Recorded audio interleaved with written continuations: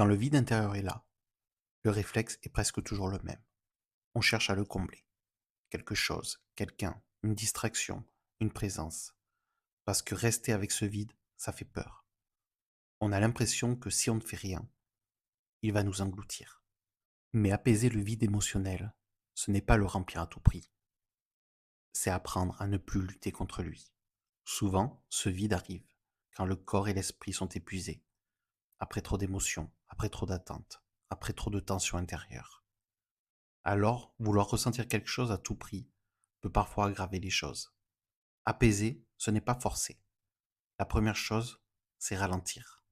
Vraiment. Pas tout arrêter, mais ralentir à l'intérieur. Respirer un peu plus lentement. Sentir le poids du corps, les pieds au sol, la poitrine qui se soulève. Même si tu ne ressens rien, le corps, lui, est encore là. Et parfois, revenir au corps est plus sécurisant que rechercher les émotions.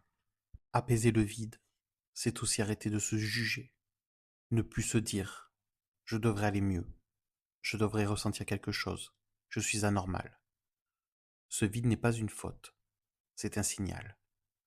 Un signal qui dit j'ai besoin de douceur, j'ai besoin de sécurité, j'ai besoin de temps. Parfois, apaiser le vide, c'est accepter de ne rien ressentir, sans paniquer. Rester là quelques minutes sans chercher à le remplir. Et petit à petit, quand la pression retombe, quelque chose revient. Pas forcément de la joie, pas forcément du bien-être, mais une présence, un peu plus de stabilité, un peu plus de toi. Dans le prochain épisode, on parlera de ce moment particulier où l'on ne ressent plus rien du tout, cette impression d'être coupé de ses émotions et de comment comprendre ce mécanisme sans se faire peur. Merci d'être là. Si tu as envie d'aller un peu plus loin, tu peux retrouver des articles, des témoignages et des ressources sur le site ensembleborderline.fr. À très bientôt pour le prochain épisode.